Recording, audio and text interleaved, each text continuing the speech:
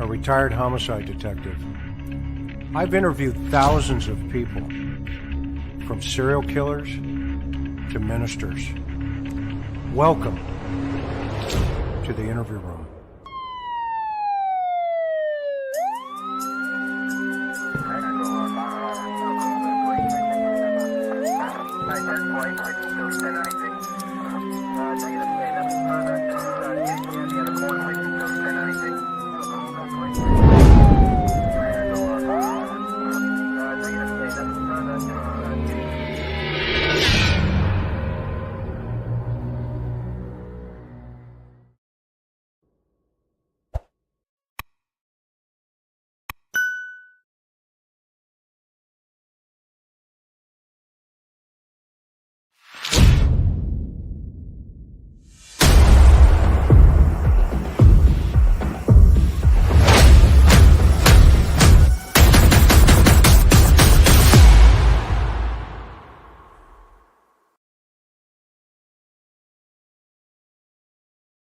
Monday evening.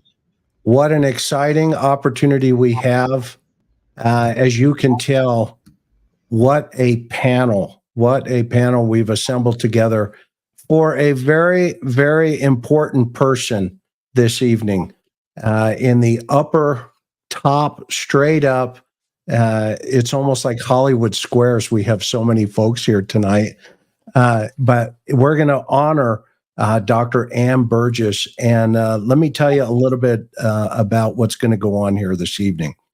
As always, we want to thank every sub and all of our Patreon folks that support this channel. And without us or without you, we cannot do this channel. And of course, our mods, Miss Sophia, who's back from some health issues. We're so grateful she's with us tonight. Teresa M, Maui Girl, Mimi J2, and Laura. So tonight, we are going to honor the renowned forensic pioneer, Dr. Ann Burgess, who is, and this is literally a living legend.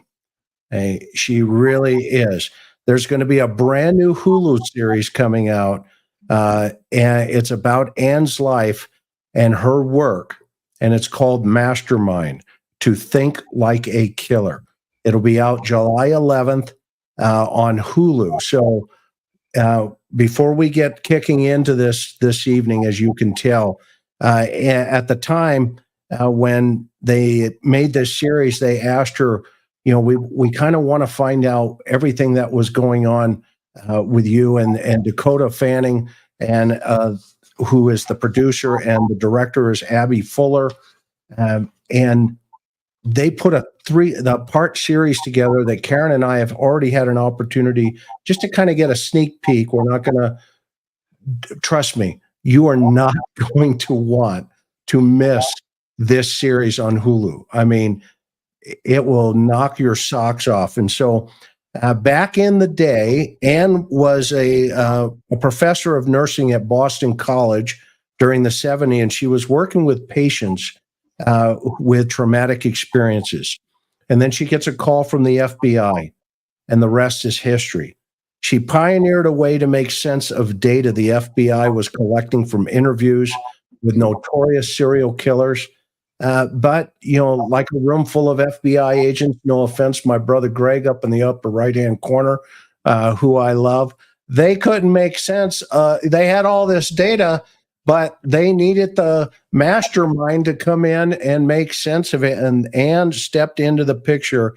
And at that time, she implemented the analysis Q&A type of programs that changed history and started laying the foundation, which is today's behavior science unit in totality. In the series, you'll see they didn't even have an office. They were basically in the basement of the FBI building in Quantico, and did all this while simultaneously raising a family of 4 children alongside her wonderful, amazing husband, Dr.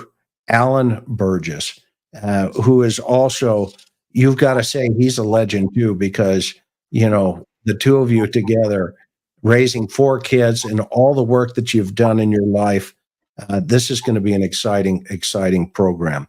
Ann is the author of this book, A Killer by Design, and a slew of other landmark books in the field. Among her many awards and accolades, in 2016, she was named a living legend by the American Academy of Nursing. And honoring her this evening are her colleagues, folks that she rubbed shoulders with for many years. Of course, Dr. Gary Brucato, Dr. Victor Petreca, FBI profiler Greg Cooper, and Dean Jackson, all from the Cold Case Foundation. But Greg and Ann, they have a special relationship. In fact, Greg was supposed to be on the program as well, but unfortunately he had some health issues like me, and I'm sure you ended up on the cutting room floor, literally. So everybody's bios here tonight, or for our audience, are going to be down below in the links, and their books. Everybody has a book, but get over, if you want to know a lot about Victor, who in my opinion is extremely humble. This guy, he is amazing, absolutely amazing. He runs with Ann through Boston College a program called Super Sleuths, and Victor is very used to having 50 or 60 people on a call, and as you can tell, that's not in my lane. And in the upper left-hand corner is my sweetheart. God has truly blessed me as well. My Karen, who's going to drive the conversation from a woman's perspective. But before we go there, I want you guys to watch this.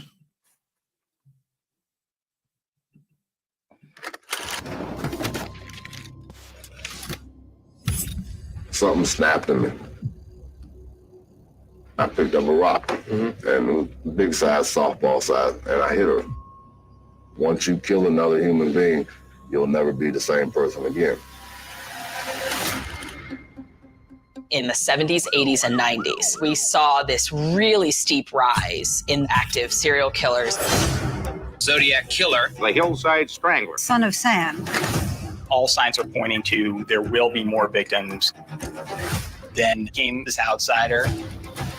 I was a professor of nursing at Boston College, working with patients with traumatic experiences. One day, I got a phone call from the FBI. At the time, she was the only woman at the FBI. There was this aura. Women need to be protected. And here was Ann Burgess, full speed ahead. They would interview serial killers face to face. People like Ted Bundy, Monty Russell, Ed Kemper. The problem was we had to make sense out of the interviews. I started listening to the tapes, and what I found was fascinating. I began to act out on very violent and very destructive feelings and ideas. I was finding patterns I'd never noticed before. She was developing a tool that could catch criminals and to save more lives. For me, it was a huge breakthrough.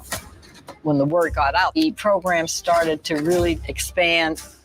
We were just besieged with cases. There was a kidnapping case. I had to catch him fast, or we were going to physically lose a victim. She learned the victim will actually help you solve the case. That was a really unique skill set that nobody else in the FBI had. I knew he was going to kidnap us and try to do something to us. The fact that a lone female was representing herself with the FBI led authorities to call the FBI to say, somebody's down here impersonating an agent. Yeah, they weren't ready for it. It's so dangerous. These are people that are killing. She knew more than anybody in the room. None of this happens without Dr. Burgess.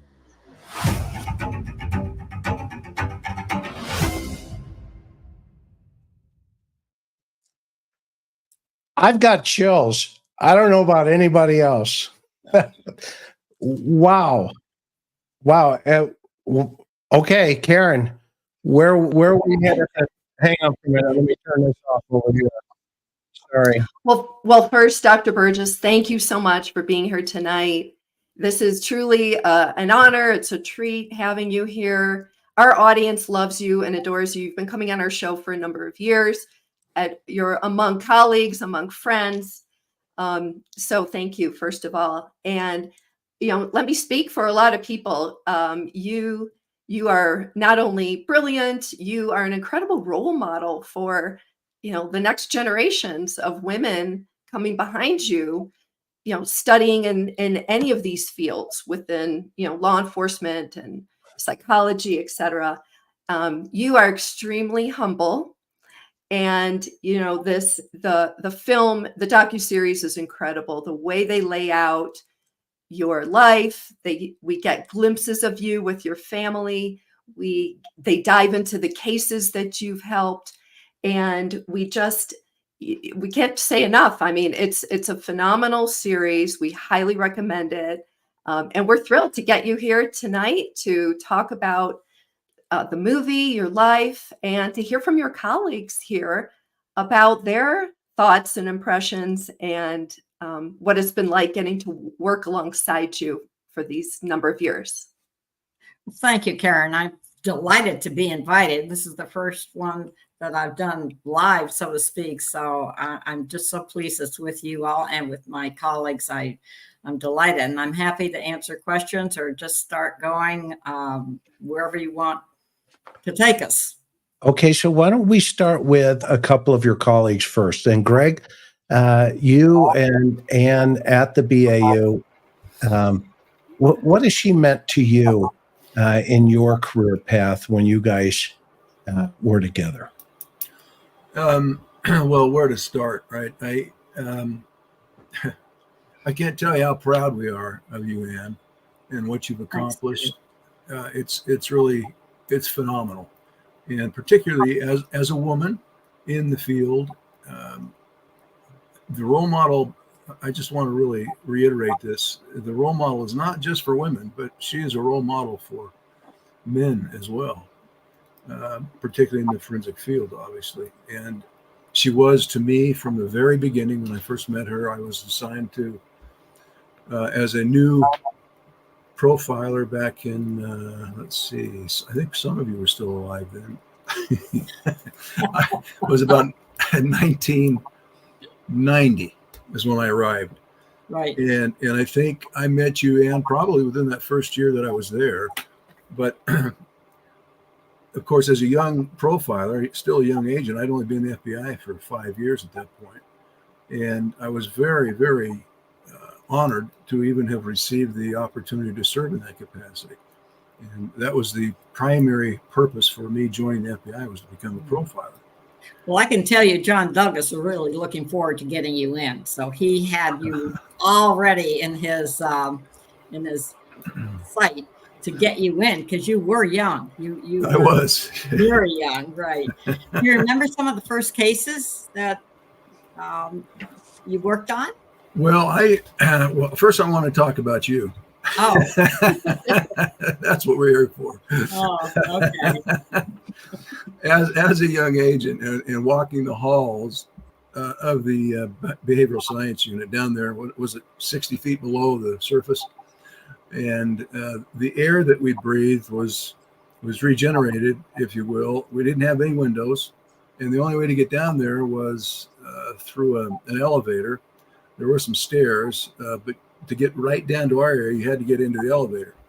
So it was a deep, dark area from two perspectives, obviously physically, but also mentally, because you had to go deep to understand these people, these offenders that we were studying, and to understand them emotionally and psychologically, and to try to, in a sense, vicariously experience what they had experienced from the things that we were learning. That Anne was the first, in my mind. Okay, so I can only speak from my perspective. Anne was the first of two people that I look upon as, number one, the first, of course, is Anne has already mentioned John Douglas. He would be referred to as the father of profiling, what I look at as modern profiling. And I look at Anne as the mother of modern day profiling. Absolutely. Never been any question about it. In fact, when I was invited to participate in this process, my first reaction was, oh my gosh, it's about time. It's just about time it happened. And so when I got down there to the unit, of course, you're intimidated, you're impressionable, you're very anxious, nervous, and everybody that I met, honestly, I was intimidated by, because I knew their level of knowledge and experience and understanding. With one exception, well, two exceptions. John Douglas, of course, but Ann Burgess. She was, when I met her and I looked upon her equal terms and status as John at the time, because her name was on two very significant books. Well, one specific book, and then there was the second book that, because of Ann and John, I was invited to participate in. But the first is Sexual Homicide, Patterns and Motives, and which is the consummate first empirical research of serial killers, based upon interviews conducted by John Douglas and Robert Ressler. And as Ann said in that promo, somebody had to make sense of out of all of it. They conducted the interviews, but somebody had to compile that information, and that ends up being Ann's role. So she made such advances. In fact, I don't believe that the Bureau ever would have gotten to the level of notoriety in the area of profiling had it not been for Ann Burgess's contributions in making sense of that information and bringing it to bear in the publication known as Sexual Homicide, Patterns and Motives. When I first met her, she felt like somebody I had met before, that I knew for years. She was so kind, so accepting, so relaxing and welcoming. It was an amazing experience. I've never forgotten it. And it's been like that ever since. It's as if I've always known her. And I can't tell you how grateful I am to you, Ann, or at least express in adequate terminology. I can tell you, but I can't express in adequate terminology the impact and the effect that you had on me as a profiler, as a young, impressionable want-to-be. And so I looked at Ann Burgess, along with certainly John Douglas, obviously, and then Roy Hazelwood, Ken Lanning, and a few others. But those were the primary names back in those days that really had the spotlight shined upon them. And I looked upon them as my ultimate mentor, and have tried to bring as much respect as possible to them through what I've done with my career. So, Ann, thank you. I couldn't say enough about you. Thank you so much, Greg. That well said. Well said. And then but Ann, don't let him off the hook on his first cases. No, Okay, we'll come back to that. Dr. Petreca, what say you? Well, I have a different trajectory than Greg does. I was not in the group of the profilers in the FBI, but I'm a nurse. Just like Ann is, and I think that's a very important aspect. The coming into this country, obviously, as you can tell, I'm not American-born. I come from a different background, and I was a forensic nurse. And I had been working for a little while, probably 5-6 years, with an incarcerated population, interviewing and dealing with all sorts of offenders. And I wanted to pursue my PhD. And at the point when I was selecting a school to do that type of training, it was pretty clear that there was only one school for me to go to. It was Boston College, because as most people probably know, once you are looking into PhD education, you really don't apply for a school, you apply for an advisor. And in the field of forensic nursing, or I probably would say forensic in general, right? I think there is one person that stands out. And what I found so inspiring and motivating working closely with Anne. And this was what, Anne, probably 7, 8 years ago at this point that we started working together. It was not only wonderful to learn all about the methodology and all the technicalities of research and how to do rigorous and meaningful research, but also how to navigate this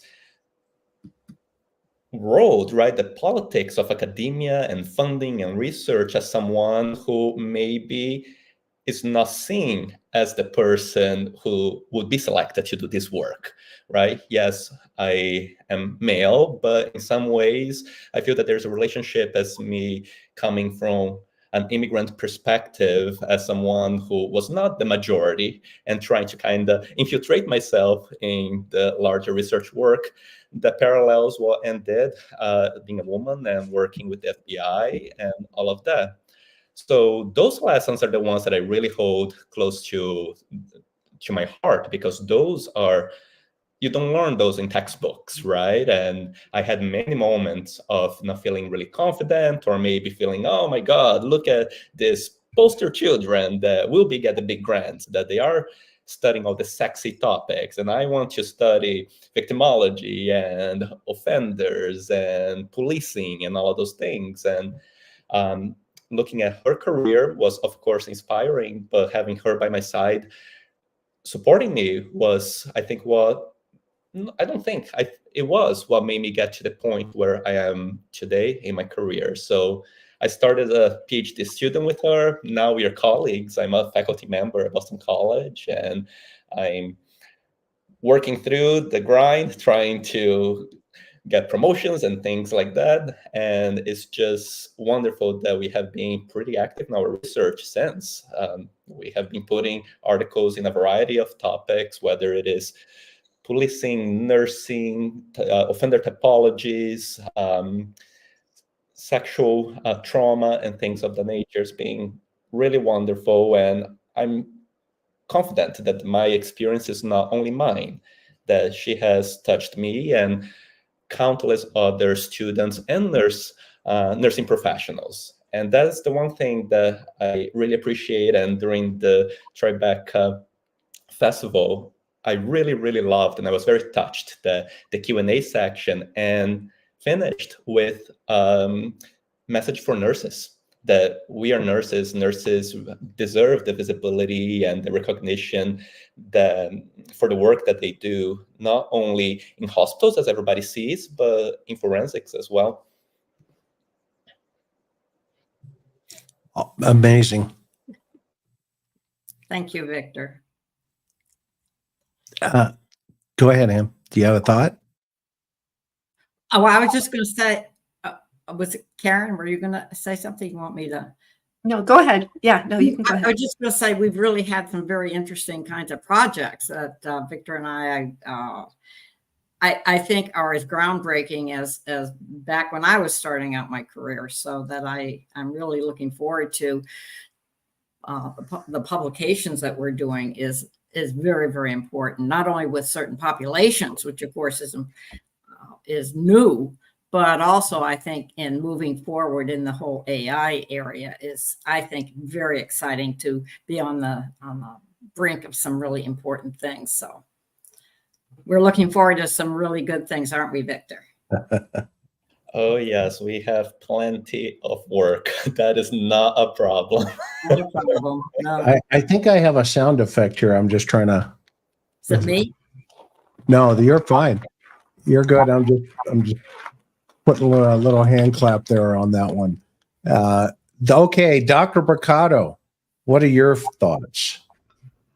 Oh boy.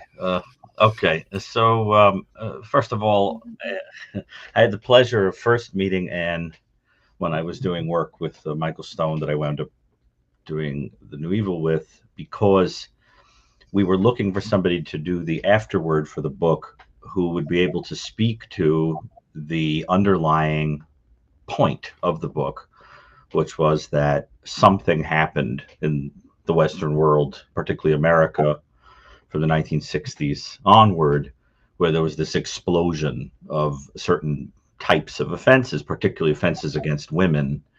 And I reached out to Anne asking her to do it. There was nobody else who even came into my mind as perfect for doing it. And when she responded that she'd be eager to do so and was interested in the work, it was a joy. I mean, I was ready to move the coffee table and do a somersault across the living room because it meant the world to me. Anne had long been a hero of mine.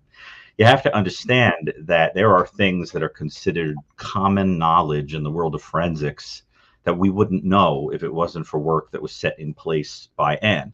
I mean, I made a little list here before the show, right? So, like, for example, thinking of a crime scene as organized, disorganized, or mixed. This is like one of the first things that you think that we're going to talk about if we think about crime scene analysis, and that work has its roots in Anne's efforts. The idea that sexual assault, or SA and R, we won't say the words, are really about power more than they're about sex. The idea that the victim, him or herself, is a really important part of understanding an offender. If the individual has lived in particular and you can talk to them and hear the things that they experienced or were made to say according to some twisted script or some behavior that they were meant to experience, and these incredible ways of engaging people who've experienced those kinds of offenses. The idea of the crime classification manual and coming up with ways of categorizing offenses that we all use. Just today, I was writing an article where I had to give the definition of what a mass murder is, and I was quoting Anne and John and Ressler and Alan, Anne's husband, was a co-author on the crime classification manual. The notion of keeping trophies. These are just ideas that we all use day in and day out. And the other thing is that I have always loved about Anne is that when you are brought into the fold, when Anne sees promise in you and talent in you and brings you into this circle, you're really more a family member than you are a colleague. The reality is that I have, like, when we went to the premiere and we were seated with Anne's family, I felt like a distant cousin that was coming for a visit, and getting together with the gang. You don't feel like an outsider that's just an intellectual peer. You really feel like you're dealing with a member of the family. And so we love Anne. It isn't just a collegial relationship. It's a kind of a love, and a very, very real love. And she has also been marvelous to know in terms of how to negotiate just being a classy person out in the world, how to navigate bizarre things that happen with people, arguments with colleagues, disagreements, collegial problems, dealing with disappointment. What do you do when your grant flops? She's just one of these class acts that knows how to handle it and teaches you and so I just think all of us and so many people in the audience really represent a kind of harvest of an incredible life. And I mean, if it weren't for Anne, I wouldn't know this whole gang of people at the end of the day. And so I think it's a great joy, and I was honored to be on the program that we're talking about. I got to be one of the people interviewed, and that was a great joy to me too, to get to testify to some of this stuff. So I just want to say congratulations on finally being sung fairly, and it's a beautiful thing. And thanks for teaching us how to do it all with humility, because that is one of the most amazing things about Anne. Thank you, Gary. Oh, so true. Thank you very much. Of course, we love you. Hey, Chris, can I just accentuate something? Absolutely, Greg, go. Since Gary brought the book up, the crime classification manual, I just wanted to say that happened within the first couple of years that I got there. That's right. And if it weren't for you, I'm certain that I would not have been invited to participate, much less write one of those chapters on prescriptive interviewing. Right. And that's just an example. Here I am, a new profiler. I don't have years and years of experience. Most of the people that I worked with were somewhere about 15 to 17 years my senior, and had not only the experience, but had published quite a bit. And here comes the crime classification manual that Gary's described for us. And they wanted to do something on interview interrogation. And that was one of the reasons that I was looked at to come back and participate as a profiler. It was because of my experience in that area and had been teaching out in the field.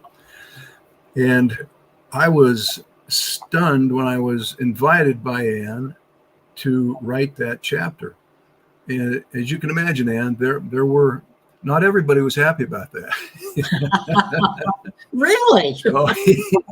And I suspect that you heard more about it than you and John probably heard more about it than anybody else, but especially you, because you're really the one that organized the format for that, right. that book. And you were the right one to do it. Well, you're a blessing. Thank you. I just wanted to reemphasize that. Here I am, brand new, and she accepting, and has never treated anybody like a subordinate at any level, but as an equal.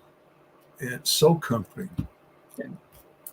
So that's the next thing I wanted to say. We'll see what happens later. That's amazing. Thanks, Greg. Dean?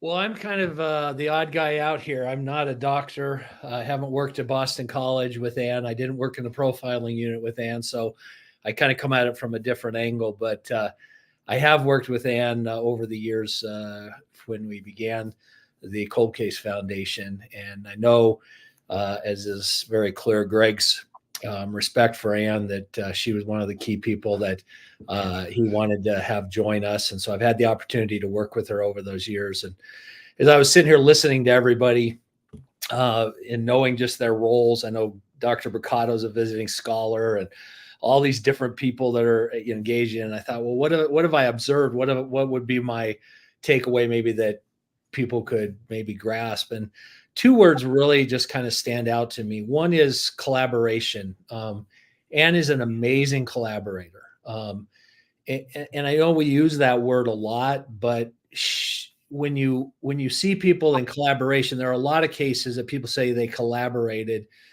but they really didn't. They just brought a lot of people around to reinforce their opinion.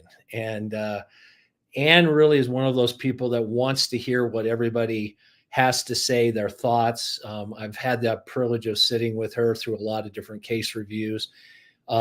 She's not the first one to usually speak up, give her opinion. You can tell she's listening to everybody's opinions.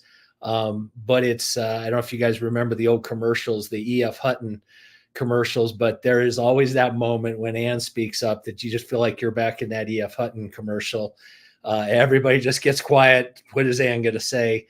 And it's always amazing. And, people ask me what it's like to be with the people that I get to hang out with. And I've described the last 12 years of my life. I feel like I've been in a doctoral program because of the caliber of people I get to hang out with and the ability to just listen and learn. And every time I've had that opportunity, it's been amazing. The second word is humility. And I was trying to think how to describe it. And so I don't know if you guys remember, but when Queen Elizabeth died, one of her bodyguards tells this story that she liked to go out hiking. And so they're out hiking and they come across this couple. It's a couple from America.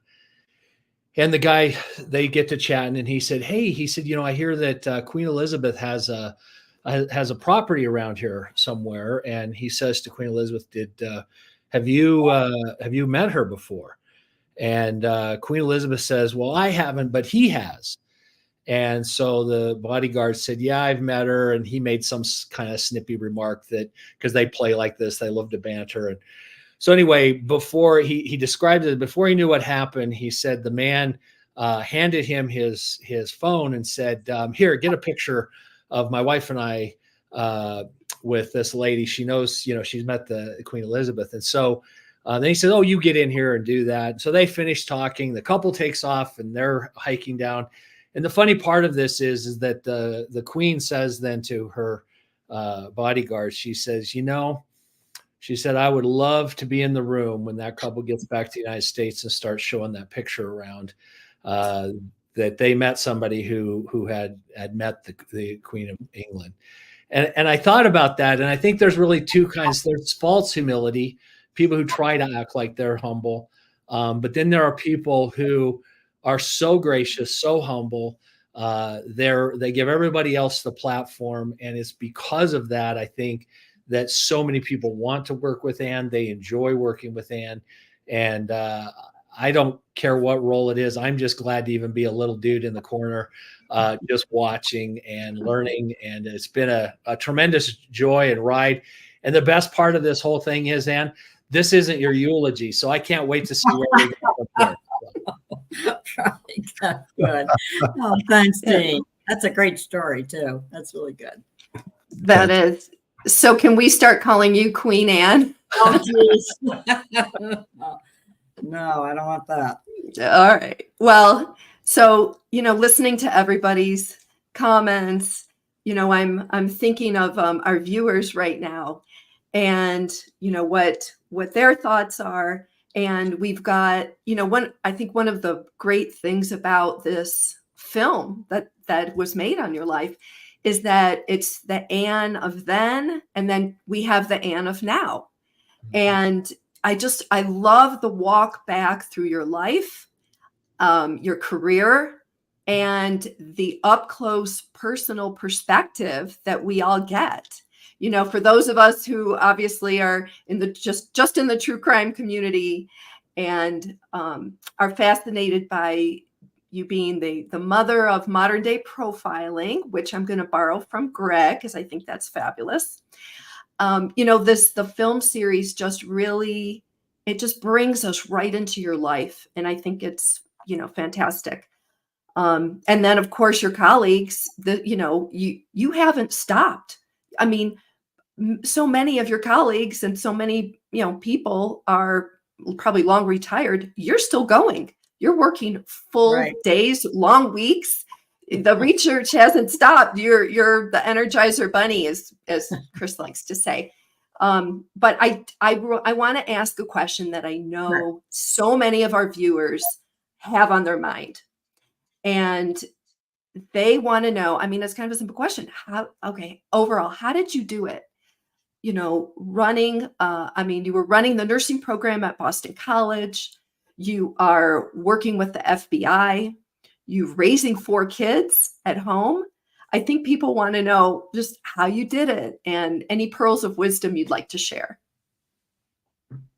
Well, when you're doing it, you're not really thinking of that. You're just doing the things that you have to. And I come from a very traditional background where you're supposed to do whatever the task at hand is. So much of my life, if you will, has been organized around that. But I will say I have to thank my family. I really have to thank my husband for, picking up much of what a mother would normally do. He was really a great father. And the kids were good. They didn't give me any hassle. We didn't have any major problems. So that was a big, big help. There are a lot of funny stories I could share that I should share with them that they probably don't even remember, but it all gets done and there's always something to do. I guess that's why I don't think about stopping, is there's just too much going on and I like to be part of it. And I think I'd be very bored if I didn't. And I think my kids wouldn't like me around that much. They want me out of the house, doing whatever. So I think that helps. And I think a schedule, ritual, kind of whatever you want to call it, is what is important if you want and the other thing I've tried to look back and say, well, how let's see, I don't know how to quite say it, but I always was at the right place at the right time. I think that's important. And there is something to that. We're not always at that point. So it was like, Linda Holmstrom needed someone to help her with a project. That really started. If it hadn't been for Linda Holmstrom, I never would have in any way gotten into in the sexual assault project. And then the FBI were told they had to start training their agents to investigate these kinds of crimes. And so Roy Hazelwood called, but Roy Hazelwood only called because a nurse who was also a police officer out in LA gave him my name because she had just read an article that we had in our American Journal of Nursing. Those are really important lessons for any of the young people coming along, that the ability to get something published is super important, because you don't know who's going to be reading it. So that really helped. And of course, then that was the call from the FBI. That started me onto the offender, trying to make some sense out of the work they were doing, which you've already talked about. So each kind of time that something new came up, it's usually because somebody asked me to do it, and I have a hard time saying no. So I get myself probably in too much sometimes, but some of it pays off. The other thing I've really learned is pick your battles carefully. There are a lot of times in one's career that there is some kind of conflict or something comes up that you could get into. That's very time consuming. It takes a lot of emotion out. So I tried to learn, unfortunately didn't learn a lot of it early enough. I maybe wish I had learned it a little earlier, but those are other kinds of lessons that I think that are important. I certainly had my share of sexism and gender, all of that. We had this one grant that we were so excited that we thought we might get, and sent the grant in, and they came to make a site visit, took one look at me and turned around and left. I later found out I was pregnant. And I'm sure in that day and age, they thought, what, she's not going to be around, or she has, the whole woman multi-role thing. And I learned that because I had wondered why they made a site visit, because usually on that type of grant, it was to NIMH. They wouldn't have made one, but I bet they had gotten some information out. So, I could have fought that, or I could have made a big to-do about it, but, I figured I wouldn't win. So those are, I guess, some of the things I would just say of what has worked for me in terms of being able to do multiple things. And you're absolutely right, to raise 4 kids is not easy. I think it's harder nowadays. We didn't have those phones and things like that they have now that take their time up. I don't know how we would have dealt with that. But at any rate, those are just some of the things I would say to anyone that's. And can I dovetail into that real fast? Just, this, I don't know if the audience completely understands just yet the probably hundreds of thousands of women that you have impacted around the world, if not more. I mean, and to try to wrap my mind around even this conversation, I mean, I came into law enforcement in 1982, and your work was starting to impact my generation of law enforcement, where, we had the manual that you had, compiled, but I don't think anybody has quite wrapped their mind around this just yet, but I'm going to make it very clear. Your early pioneering work and research is the direct result of all these teams that were developed, sexual assault response teams, nurses, forensic nurses going into examinations, for these poor victims. And that's your legacy. That's Ann Burgess and the team that you surround, and the team that was surrounded, that you surrounded yourself with. But you were doing that before you went to the FBI. Right. Can you break that down, unpack that a little bit more for the audience? Yeah, and that is an important part that does precede the FBI. And that was, Linda and I were interviewing anyone that came into Boston City Hospital with this crime. I know we have to be careful how we say it, but we were starting to get a lot of calls from around other hospitals and other what were being established as crisis teams.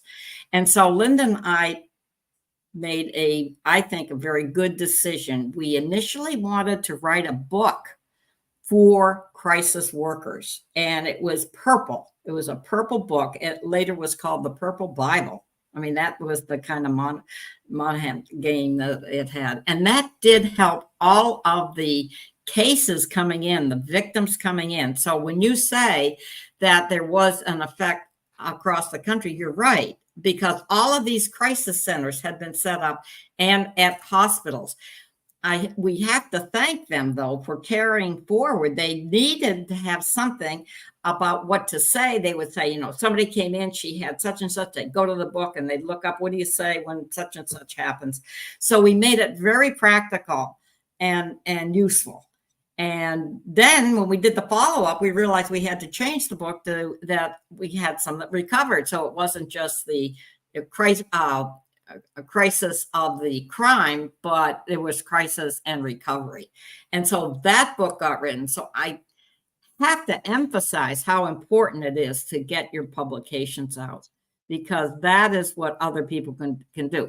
And I think hopefully I said this at the film festival, is that the nurses have what we call the SANEs, the sexual assault nurse examiners, have carried this on. They're all over the United States.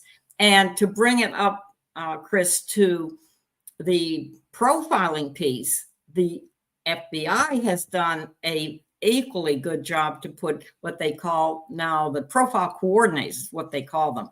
And they have them in every major city, so that when they need a profile written, they have somebody they can go to. So our existing network for nursing for me and for FBI or police, law enforcement for the other, that's where it worked. That's where the system worked well. Didn't always work well when we get up to the legal piece. That has not worked as well. But at any rate, at least we have the work helping to the women and men that come in, as well as to get them into the legal system through the law enforcement. Wonderful. Greg, did you have a thought? Yeah, thanks. I know Anne, and her humility comes out and just shines, as always.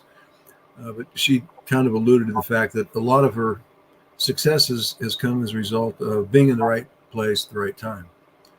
And I suppose there's a certain amount of, we could look at it as luck for any of us who have had some very unique experiences in our career. But I heard of a definition of success many, many years ago that was shared with me by as a patrolman, by my police chief at the time. And he said, success is when preparation and opportunity meet. And so while Anne had these opportunities come to her, there's no doubt that those opportunities came to her as a result of the preparation that she devoted herself to in anticipation of those potential opportunities coming to her, while it may have seemed like luck. And not just in terms of her education and her research, but particularly in the area of networking and relationships that she developed with people. And, I realized that early on in my career, and particularly with her when I had first met her and when she invited me to participate in the crime classification manual. That was the first opportunity I had to publish, if you will. And then she gave me another opportunity after the Bureau when she led out on a research project with the Department of Justice and invited me to participate in interviewing a number of serial offenders who had sexually assaulted and or murdered the elderly females. Right. Yeah. And so because she's so inclusive and the relationships that she has, these things come naturally to her. It doesn't mean that they're easy. It didn't just fall in her lap. But she did a lot of work, preparatory work for those things to come. And I've tried to emulate that in my relationships with people as a result of that. And it has served me well. Just as another example of Anne Burgess. And I wanted to ask you, much of the movie is made talks about your role as being a female in an all male dominated FBI setting. Now, I'm not saying that there were no female FBI agents at that time, but when they called you in to specifically work what became the behavior science unit, that's the distinction I'm making here. So you got a phone call from the director of the FBI. It wasn't just, somebody, a lower level person. Tell us about that when you got the phone call from the FBI. And then if you can, take us back to what it was like to walk in to the FBI and go down to the basement on that first day of working with them. Well, I got the call from Roy Hazelwood, who was at that time had been tagged to start teaching rape investigation.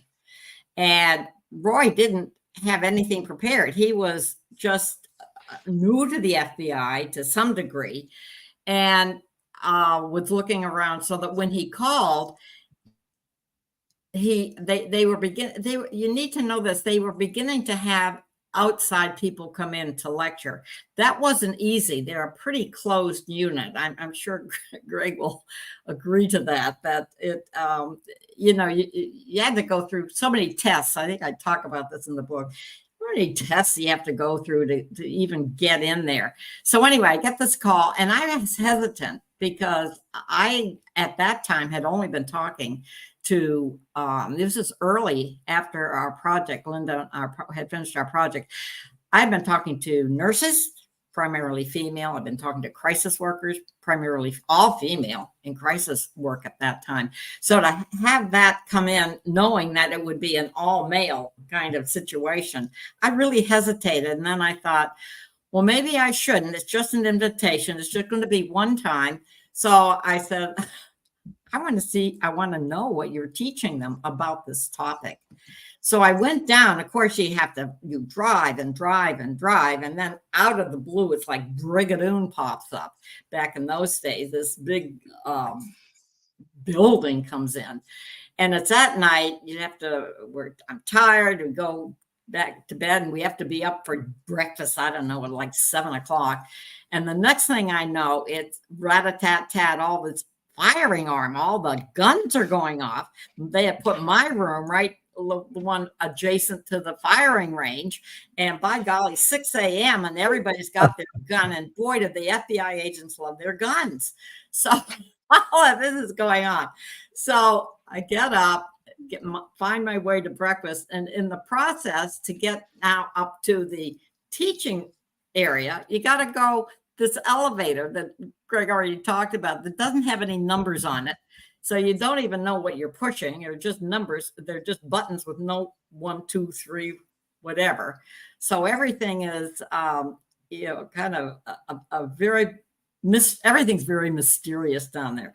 So then you get upstairs and then you have to go to get to the rooms, to the lecture halls. You got to go through this room, and this room is the gun room.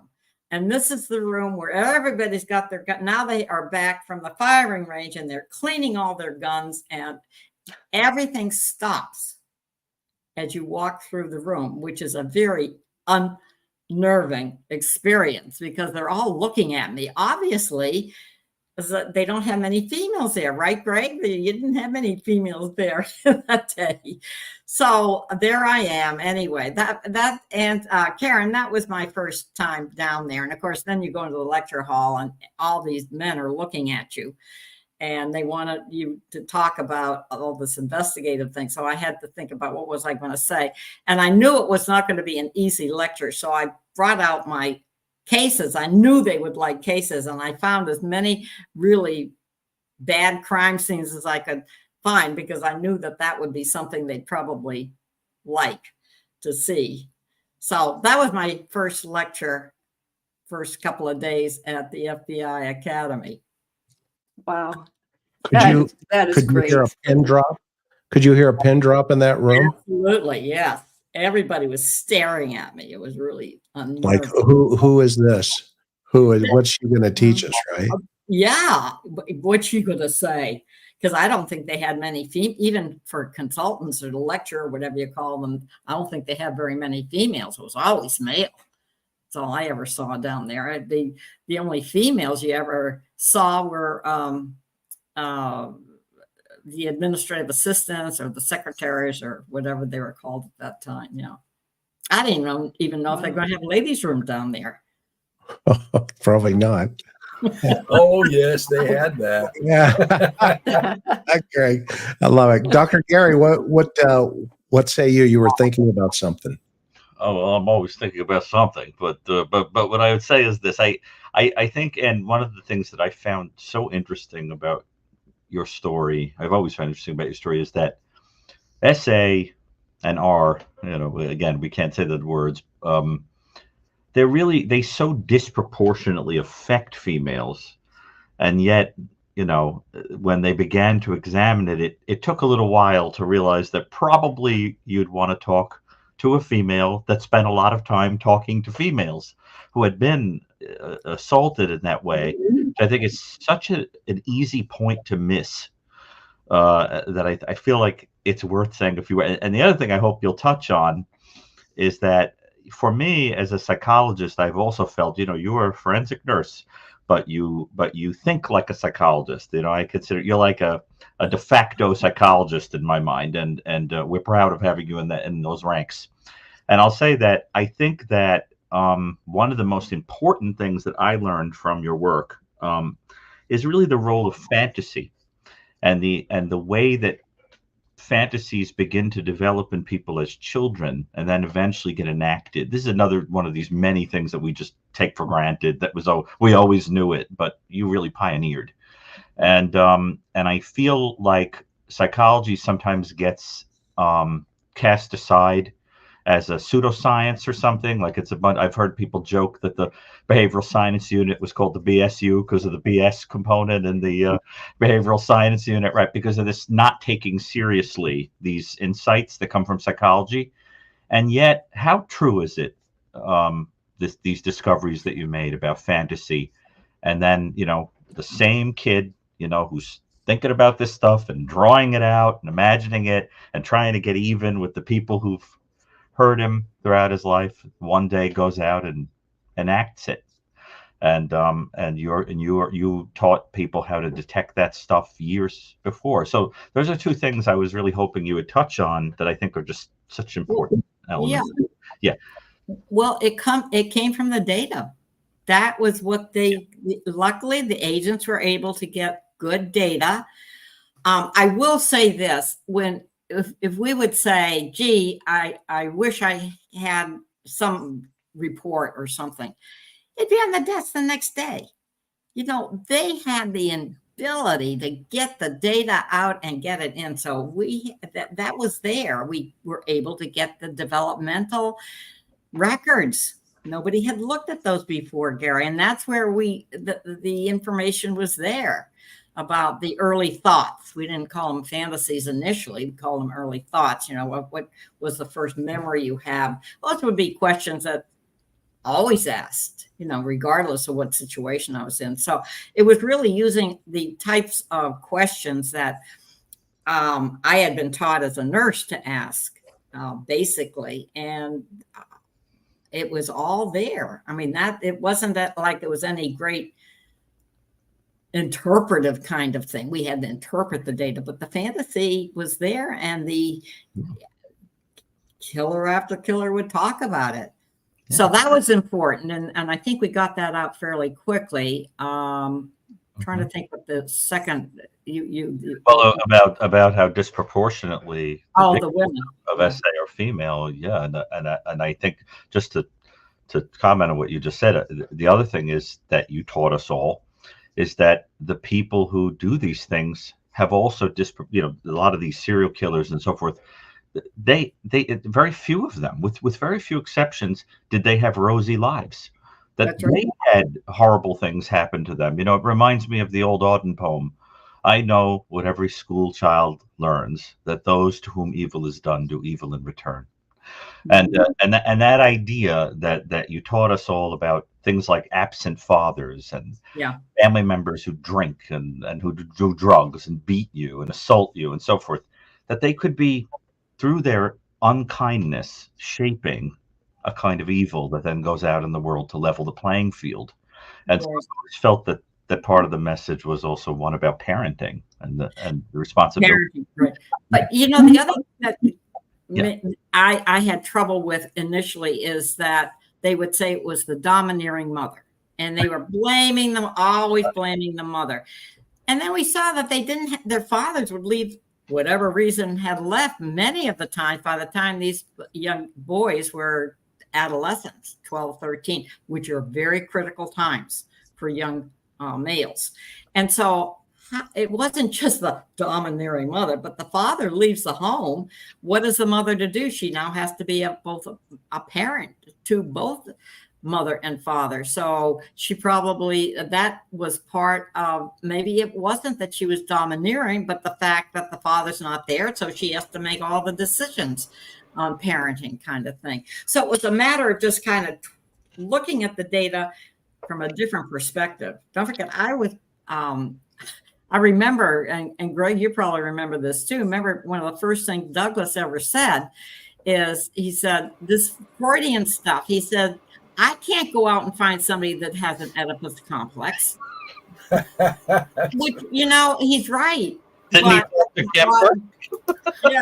So all of this fancy Freudian interpretation isn't at all helpful to law enforcement that has a very serious task of having to find a suspect. So we tried to make the language very useful and very practical. I'll tell you a quick story about that, Ed, that Michael Stone told me. Michael Stone got a piece of inside information about Kemper, one of the people that I know you've examined a lot. And so he had read in a book that Kemper infamously put his mom's head on a dartboard, So he went and talked to somebody who knew Kemper quite well, and he came back and he learned that it actually was a female part. It wasn't a head.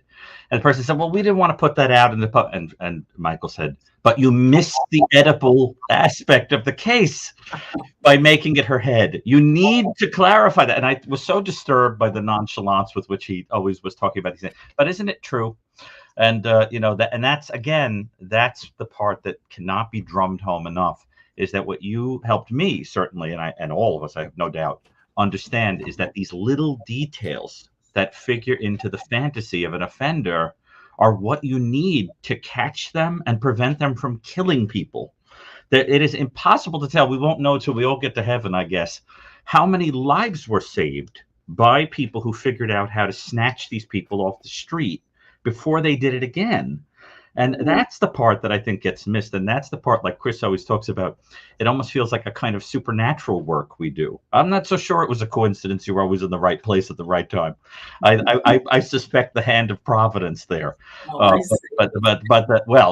Anne, listen, it sure seems you were called to do it. And I just think, it's important to drive that home. I mean, Greg, how important is that work on fantasy in it's critical. I think, as a kid, my elementary school teachers on my report cards would always complain about me being a daydreamer.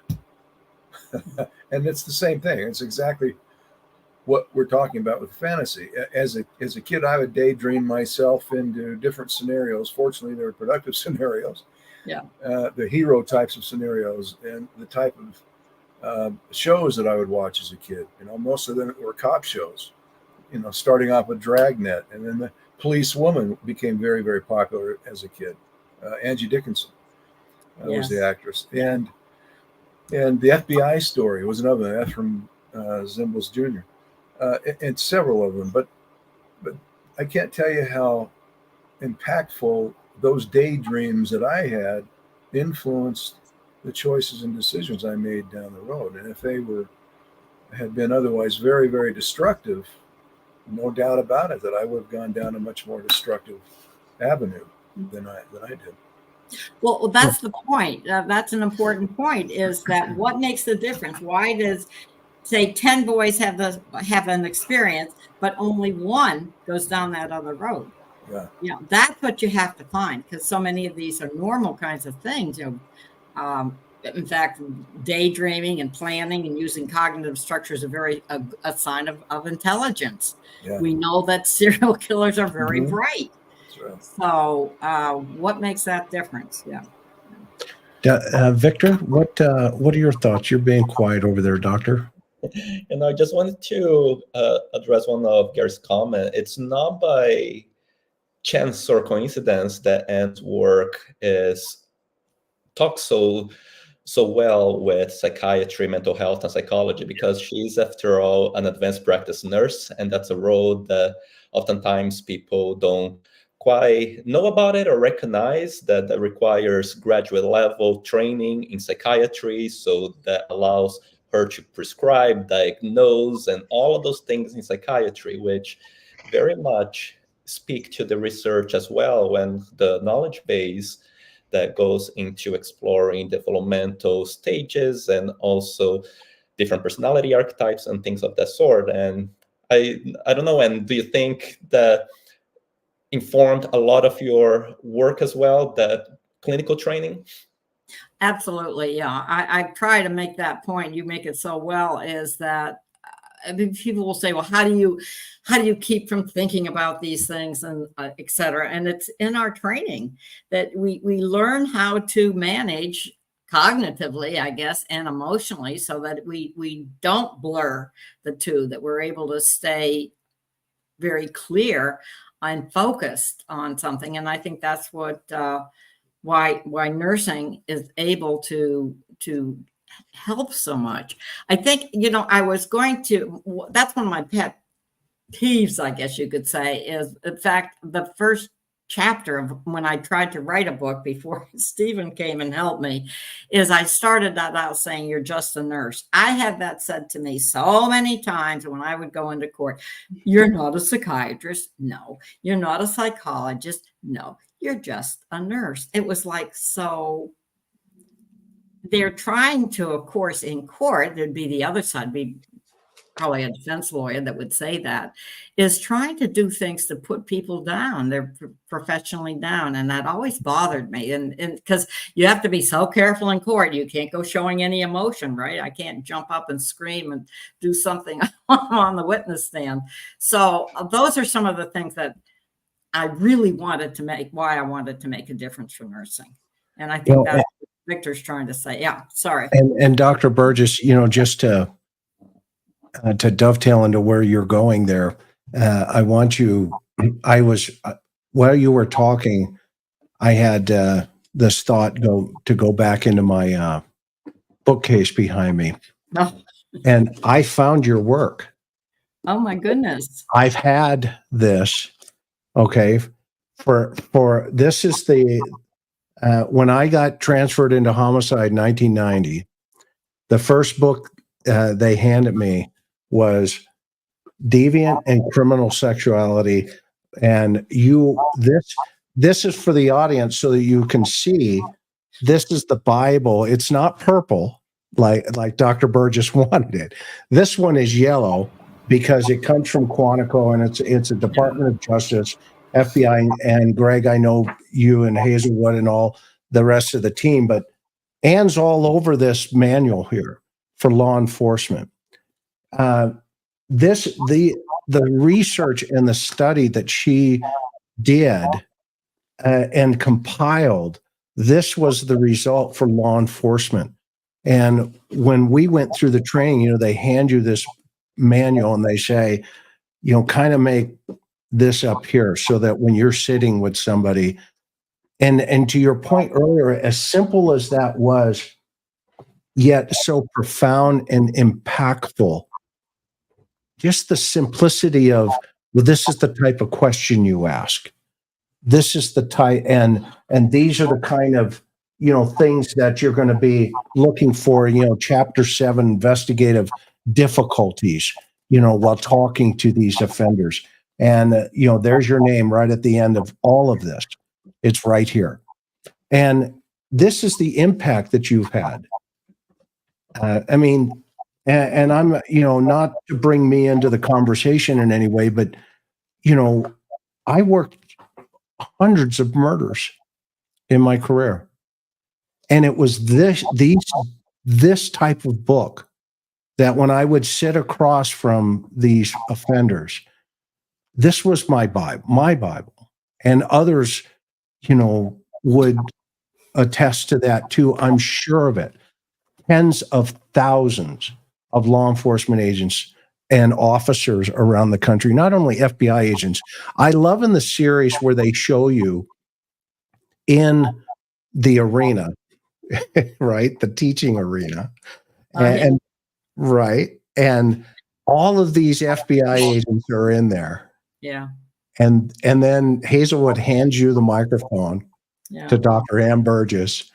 What did that feel like?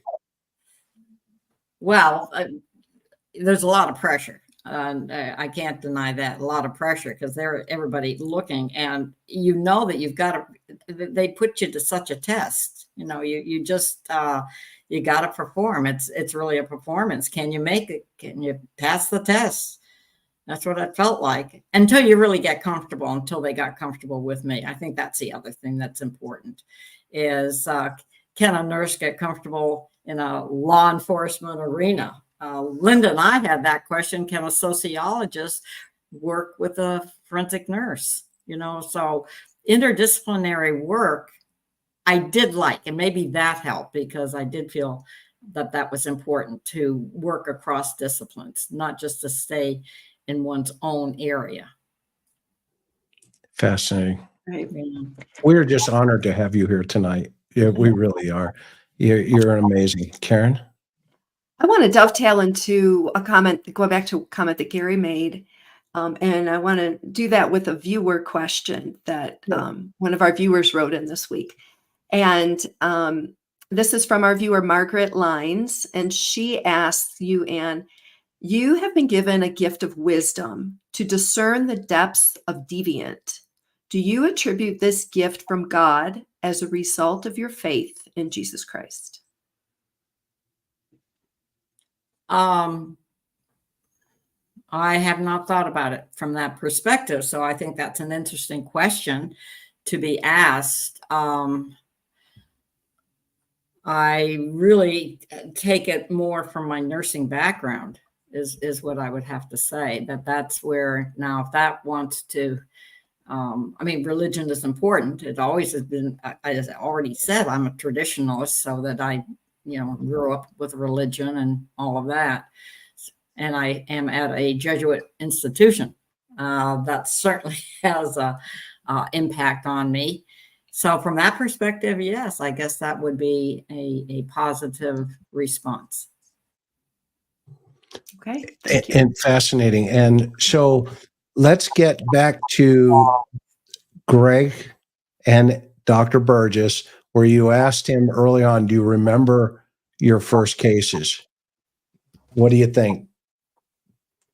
Greg, you're unmuted. Yeah. So one that has been mentioned this evening that I'll mention because it highlights so many of the points that we've made tonight and how it came full circle.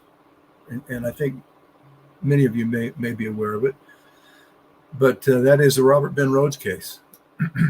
Now, that case came to me not as a profiler.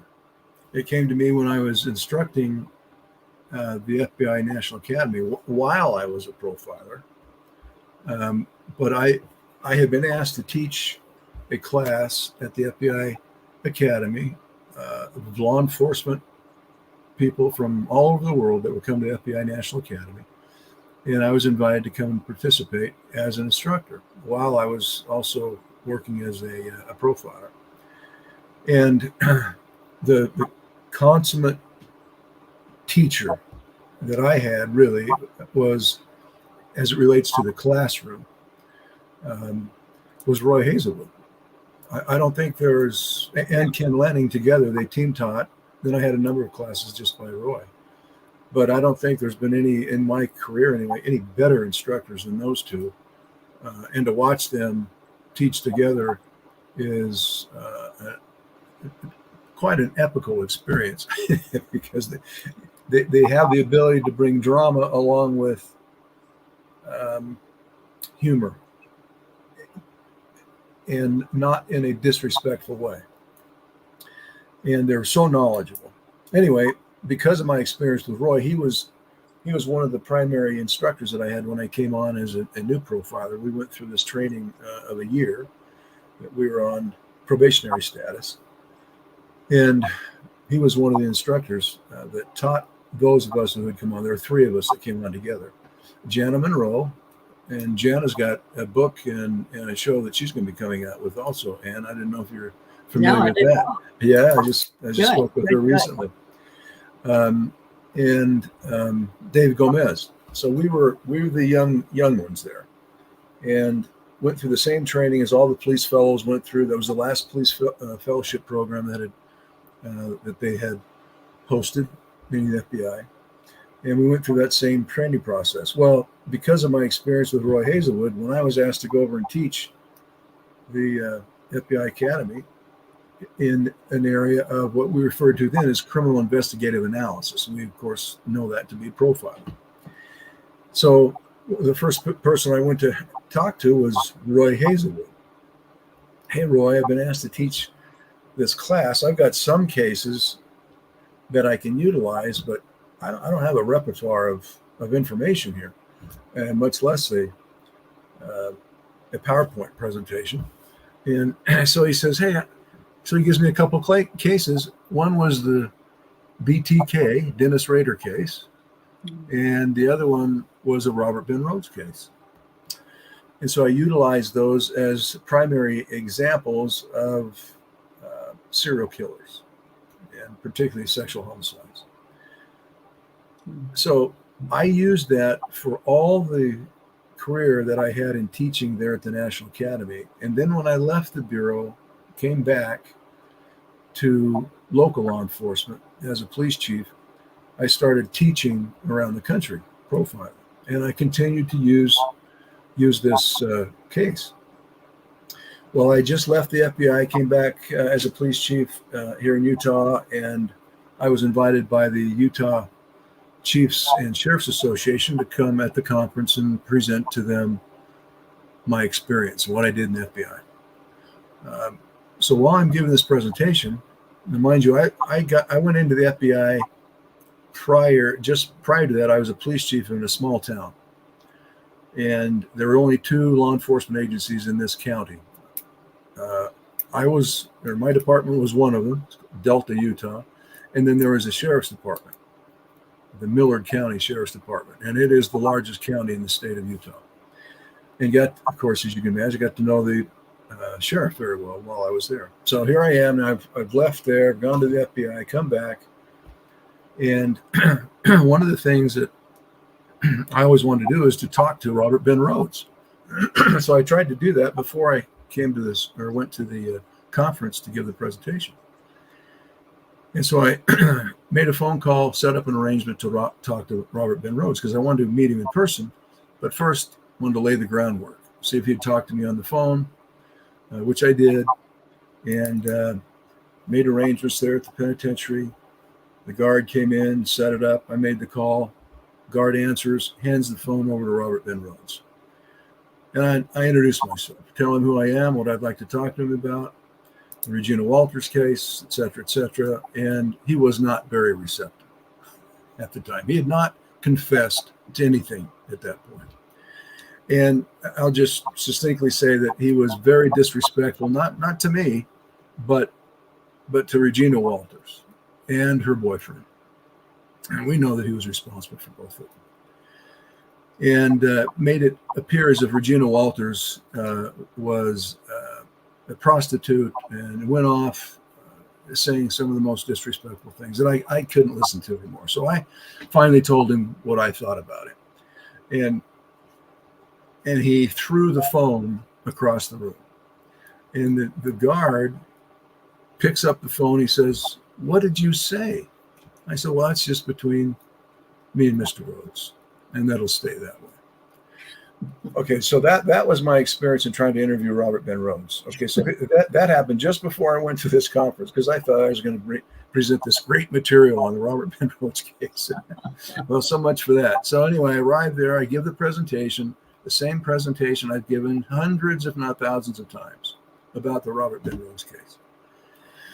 And at the end of the presentation, and as you remember, Ann and Gary, there's a number of PowerPoints that have to do with his travel log, where he went and traveled. So at the end of that, and what we find out is that Rhodes went through 1990, 1991, went through Utah. Not a lot of people realize that. So at the end of the presentation, Sheriff Phillips from Millard County, who I'd known for all those many years, raises his hand. He says, Greg, some of these photographs that you're showing where Regina Walters was being displayed, they look very familiar to some of the area here in Millard County.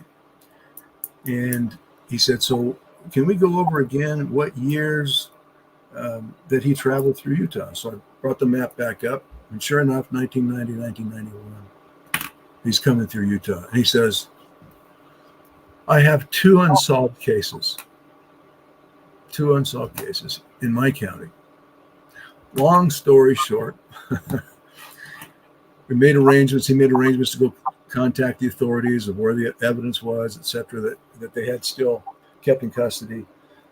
And there was a bloody rag that he left in his the sleeper berth of that semi truck that he used as his torture chamber.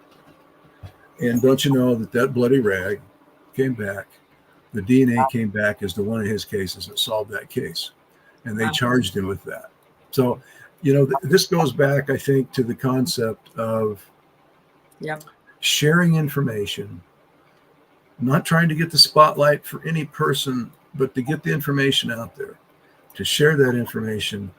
You never know who you talk to that not only solved that case, but it ends up solving to a number of other cases. And that was because of a simple presentation, not that I worked, because it had already been worked. He was already in prison. Nor was it because I had established a great rapport with him to talk about the case, because that didn't work out too well either. But I did get to tell him exactly what I thought about him. Good. So there was some good that came out of it. So I just mentioned that case as a result of sharing information, as Roy Hazelwood did with me, not because he was trying to contain it, keep him to himself. He was the expert. He worked the case. No, he shared it openly with me.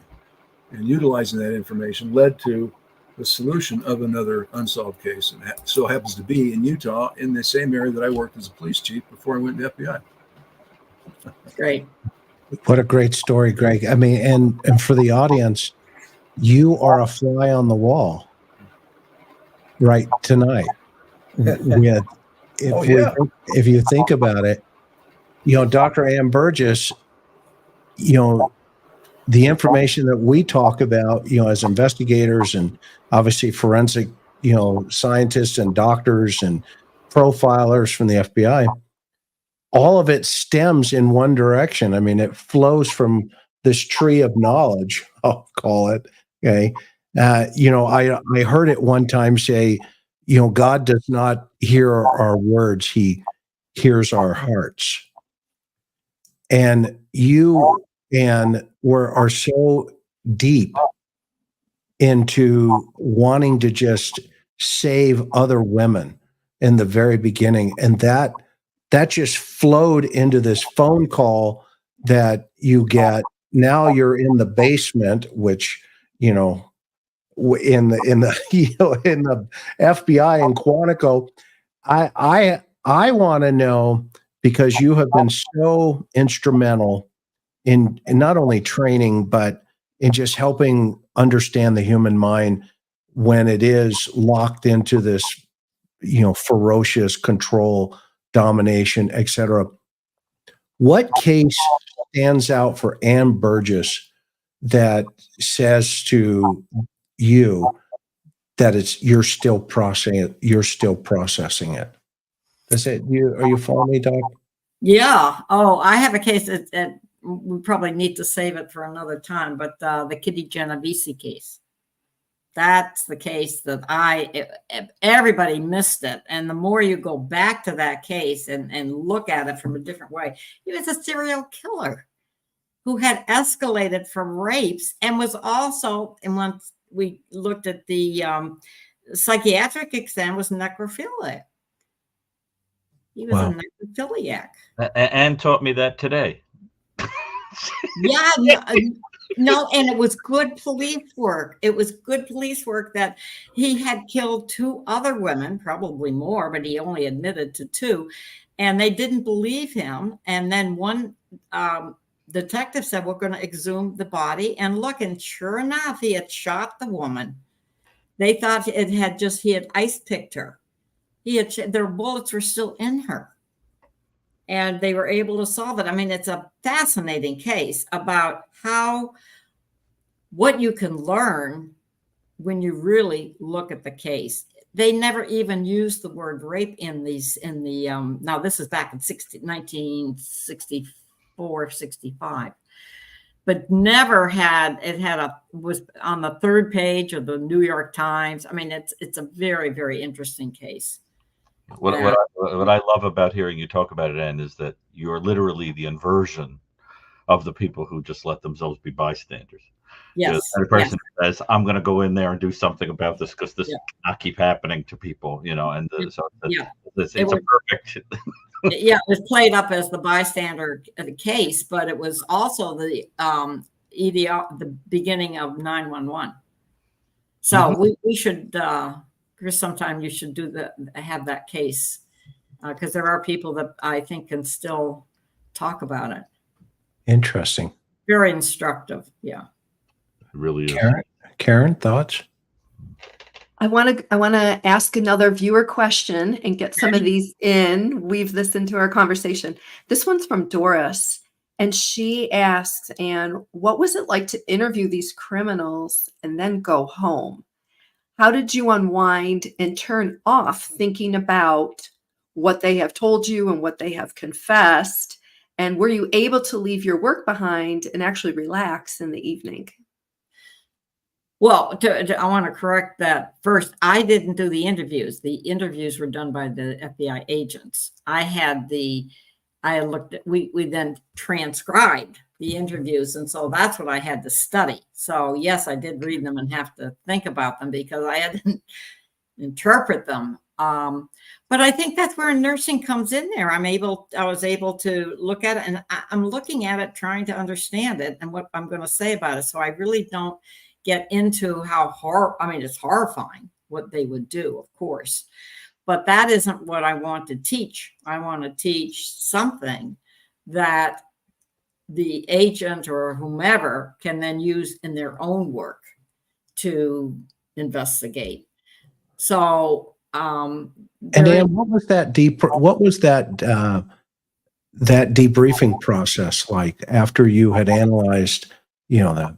Yeah, and you're right. I mean, I had a debriefing process. I had 2 people I debriefed with. One I debriefed with a family member who was very interested in it. Most people are not interested in what I was doing, so I never talked. That's why they don't really know a lot about what I did. My kids didn't know. I didn't talk about that. But then I had a colleague who was able to help me, Carol Hartman, who was also a psych nurse and had a really good background. And so to make sense out of what I was saying, I would use Carol to say, help me understand this. So you have to, Chris, to answer your question, you have to have some kind of debriefing. And I think that's where the question. And when you would read these transcripts, and I'm sure there were times where you also were present at some point, I'm assuming that in the background even, but how would you create investigative analysis approaches for understanding the offender based on your work, previous, and then what you're seeing? And it's going to lead me into my next question, because I know you're still doing research with Dr. Petreca, Dr. Brucato, et cetera, at Boston College about the future AI. And I think it's fascinating because you cover all the gamut. You cover from the moment serial killing really became, on the map, to this research. And now we're kind of in another phase where in the 70s and the 80s, you were seeing it and you were helping move investigations through it. But we're in a whole different world now. So in the beginning, how would you approach an investigator, and what did you get a lot of pushback? Well, the first thing I did, and luckily had a colleague at the time, Nick Roth, who was interested in it. I had to put them together. I had to put together, we tried to get the victim, here's the victim, what the victim says, and then we needed to get what the offender said and see how far apart they were, how close they were. That was really the first step in looking at as many cases as we could, because this was, don't forget, we had a living victim. So we were able to do that. And in cases where they were able to get a suspect, that was very, very important. So that starts the, how are they thinking? Okay. And so then the next step would be the signature that came from the agents. I think Douglas was one of the first that looked at signature and how was it different or not different from MO, from the way they committed the crime. And that gave us another level to linkage. This is another concept. Now where we're at, I hope, well, I know we are, is to get to, but that is only what they would tell us. Need to go back and find out what they're thinking. That's been the hardest thing, is can we get their thinking, not what they say, because sometimes what they say can be not true or can be trying to impress you. How do you know if they're telling you the truth or what? So those are always questions you have to ask. What we want to do now, and we've done, is through AI, is to get a database of 23 what are called manifestos, murderers' manifestos. So we have a database of 23 that, as we get a new case in of before the crime is committed, then measure that against the database and see if we can, we already have some ideas, and that was published. I think if Victor has that, and that's been published in terms of, are we asking the right questions? Are we giving the right interpretation? Should we be in clinical work? Is it really helpful to say that the person has this kind of personality or this kind of mental diagnosis? Maybe we should be looking more at the topics that they are, that machine learning identifies the topics, not necessarily, where we have been going. Or are they, so the top, it's called topic modeling, is a step that we're looking at right now that hopefully will take us even further on, because there's more and more that gets advanced in this whole machine learning phase. Do you sense that there's an early correlation to what your early research showed in serial offenses to where we are today on, has it multiplied itself into a place where, you're kind of sitting back going, wow, this is a fresh new phase of criminal behavior? Does that make sense? Yeah, no, that's a good question. We're getting ready to take some of the interviews that the agents did and put them through the machine learning. That's something Alex is trying to get us to do. We've got. And Alex is your granddaughter, right? Yeah, Alex is my granddaughter. She's yes.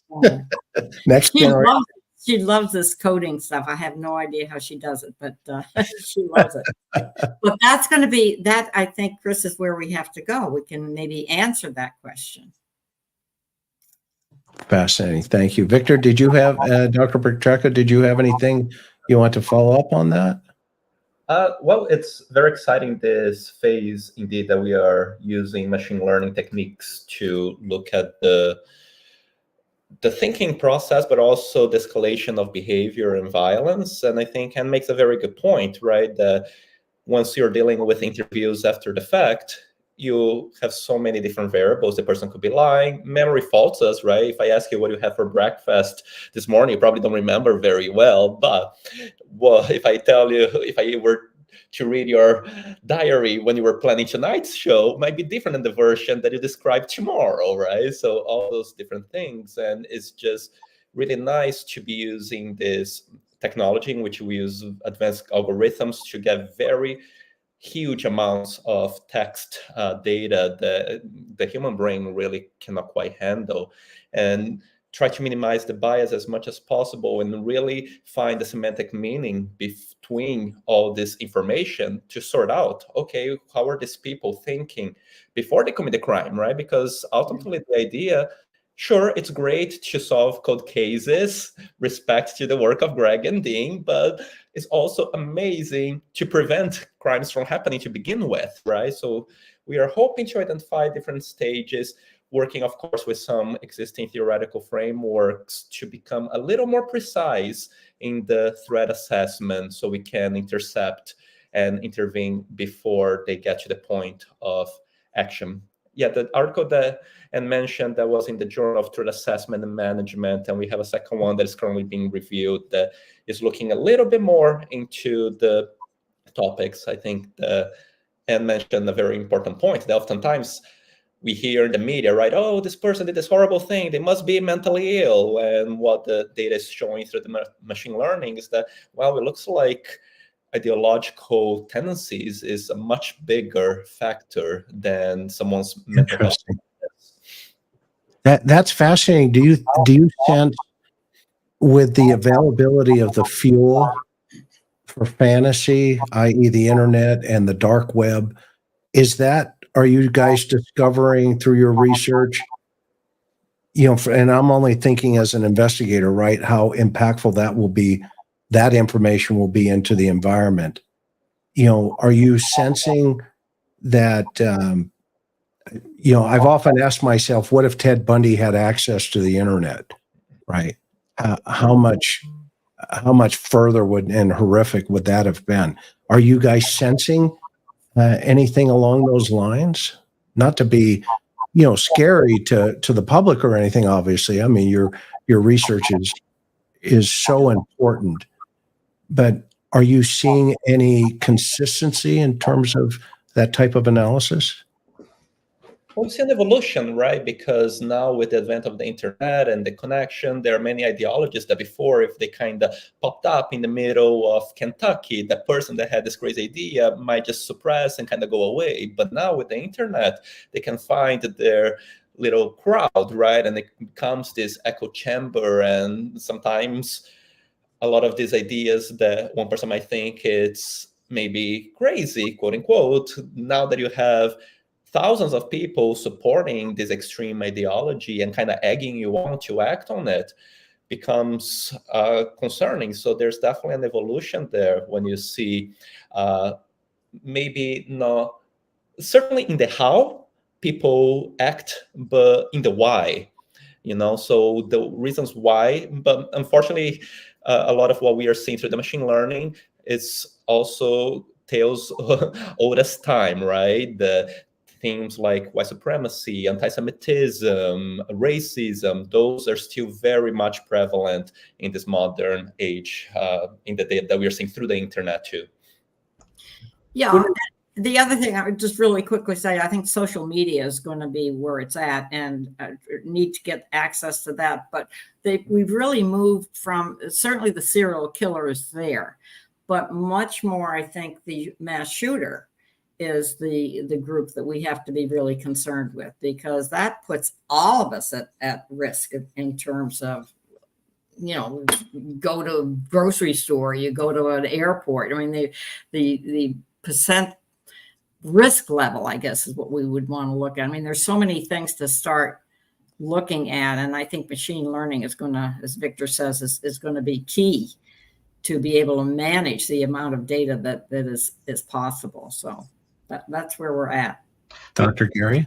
But thank you, Chris. But isn't it interesting that in the late 90s, when we begin to see that, partly because of technologies like DNA and so forth, people are getting caught after their first kill, right? So the numbers of serial killers start dropping. And at the same time, there's this massive increase in mass murder, particularly by firearm. Yeah. And when I'm asked about that, because, we did the database at Columbia and everything, people ask me about that. Why is that? Did the culture change? Is it about the crime du jour happens to be mass murder? It's a really interesting question.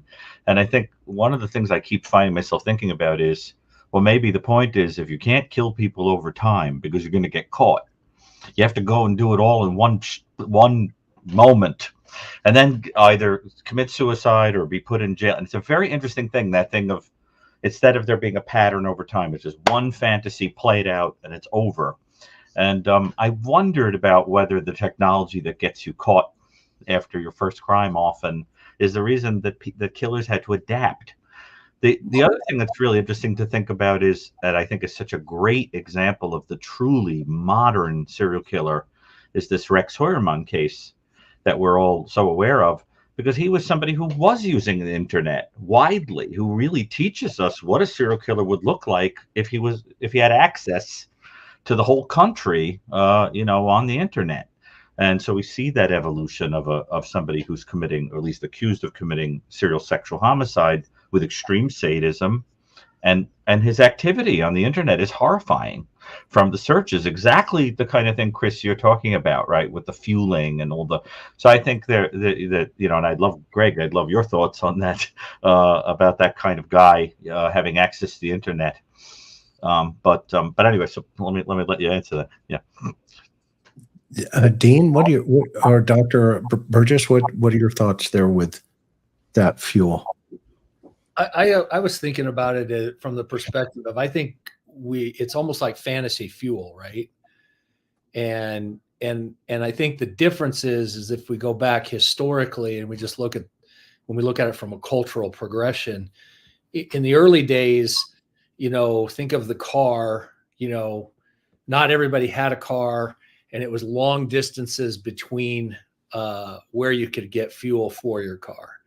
And everything had to be planned out. And there's so many dynamics in motion to take a trip, and depending on the length of the trip. And so you think of it from that perspective. You fast forward today, we've got gas stations on every corner.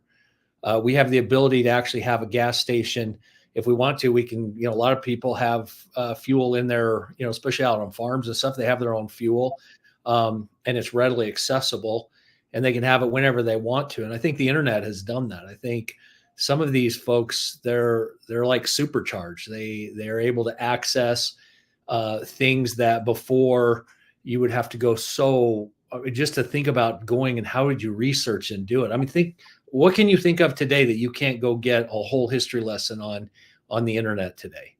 Visually, opinions, even if you thought, well, this is a weird thought. I wonder if anybody, maybe after a year of searching, you find 3 people that might agree with you or give you a variation on it. Now we live in a day and age where you put something out there or do a search, there's hundreds of people that are doing that. And so I think we underestimate sometimes the fuel factor to the fantasy, and it can go good as well, right? I mean, if you're having good fantasies, good thoughts, you can go out and spend a lot of time on the internet learning all kinds of things. You don't even have to have a mentor anymore to teach you how to do repair on appliances. You can watch a ton of videos, right, and learn how to fix dryers and washers and refrigerators and everything, and know exactly what to do.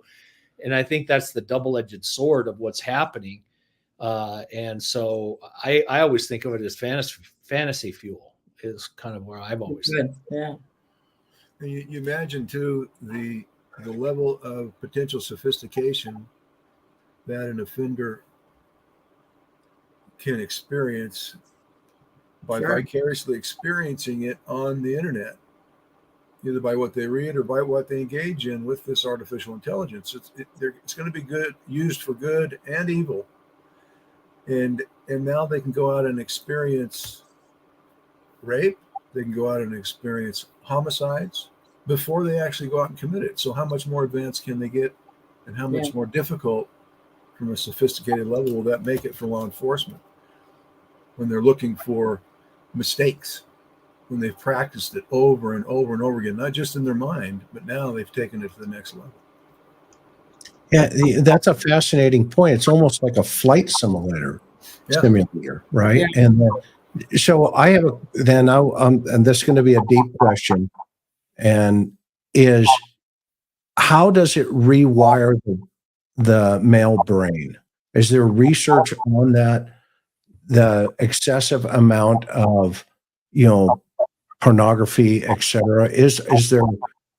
I know it does, because I have a case right now that I interviewed an offender 2 weeks ago, and he literally went into SA, this victim, and just shot her. He reached out to touch her. She pushed his hand away and he shot her. That was it. And I thought to myself, he didn't even hesitate. It was there instantaneously. And then when I found some stuff, inappropriate material, pretty deep on the dark web, through his electronic footprint, it was like, holy cow, where is this stuff coming from? So my question to you, Dr. Burgess, and thank goodness, again, you're on the forefront of the horror that's out there, and you and everybody on this panel, you're studying this stuff. But how is it rewiring the male psyche? I mean, you talked about 11, 12-year-old boys, critical time frame, but these kids are seeing this stuff now at 8, 9, and 10. Yeah. Well, I like Dean's concept of fantasy fuel. I mean, you're starting to identify some of the areas where they're getting it, the fantasy fuel kind of thing. And it's got to be looked at, and it does affect the brain. I'm convinced of that. They have some new information that looks at how certainly from the post-traumatic stress component, but it's got to be affecting young brains too. I don't know. We probably need to talk with people that are doing the more neurobiological research. That'd be a good question to ask. But I think it's all open for discussion. Look at. Well, one very hot topic in forensic research is in the neuroanatomy work is the idea that for a lot of repeat offenders, the behavior is very much like a drug addiction, where there's a need to keep doing something that tops the previous behavior because one has stopped being stimulated by it. It's not enough anymore, and you have to kind of escalate. Yeah. And there is no question that there are changes to the brain. And what's interesting is to think about the type of offender who may be a traumatized person, or may be a person who is kind of bored all the time, like we see in a psychopathic person, going out and looking for that kind of stimulation to compensate for that deadness. Is interesting to think about, and it is reminiscent of a person who's dealing with a drug addiction. The problem with that model, of course, is that people misinterpret you to be saying that there's an excuse, like these people are sick, and there's no personal choice in the, and that is, of course, not what's being said. But it is fascinating. Victor, do you have any comments about that growing insight that for a lot of these guys it is a lot like an addiction? I mean, do you share the perspective? Yeah, in many ways, the research when it comes to exposure to pornography, violent video games, media, and so forth, has shown connections between emotions and attitude, but it's not really conclusive as a causative factor for behavior. In fact, what we have seen in some studies that are longitudinal are the fact that the exposure to these things for individuals that were already predisposed to those type of behaviors, it might kind of push them over the edge, but wouldn't necessarily create new people. So I think there's the parallel that Gary is describing, right? That you have individuals that may have a glass of wine and be just fine, but then there are individuals that have that predisposition, the propensity to develop alcoholism or another drug addiction, that they start with wine, then becomes hard liquor, and then it just escalates from that point. So I think that the stance based on the literature is one of those that we don't need to ring the alarms and no child should ever play video games or be on the internet or YouTube. That's not necessarily that type of scenario, right? But if you have someone who's a little bit in the vulnerable area as is, right, you need to be a little more cautious, because as we see in many different psychiatric or psychological development, there's this process that you are wiring and kindling different neuronal connections that if you prevent the initial domino, right, that pushes everything down the line, then hopefully prevent a lifelong disordered series of behaviors. Thank you. Karen? So I think for a lot of people, a lot of viewers, there's a perception that crime is absolutely on the rise. It's everywhere, it's pervasive, and it's getting worse. You know, we could talk about, you know, if that's the perception or reality. Certainly seems to be like a reality. I want to touch on another viewer question. This one's from Steel Magnolia. And she asked you, is there anything, and this may be a little more theoretical, but is there anything we can do as a society to fight this evil? Things like preventing child abuse. Can we bring back the discussion of morals back into schools? Anything from your perspective, what would be necessary?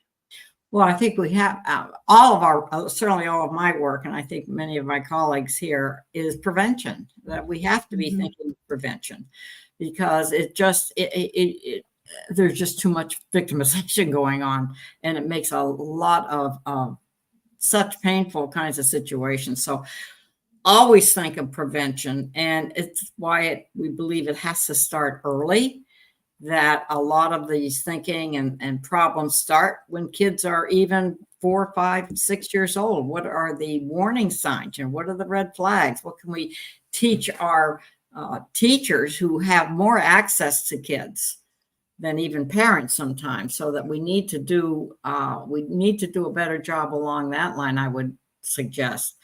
And you know, and with the internet, I think that we have an opportunity to be able to do virtual kinds of work. I think that our super sleuth has proven that we can get wonderful colleagues to kind of chime in on a case. Why couldn't we do that for teachers, you know, to once a month or once a week, or talk about kids that they're worried about? What could we do? I mean, I think we could bring resources in much to the schools. I think schools are where we have to be able to get prevention in. That's one. And then, of course, our clinical work, you have to get clinicians trained. So I think that education is key. And educating not just teachers, but educating the citizenry. I think that Gary's book on the new evil that has tried to look at possible cultural changes that have affected things like that is very, very important to get out. Great answer. Absolutely great answer. Let me come up here to see if I have a question up here. Let's see here.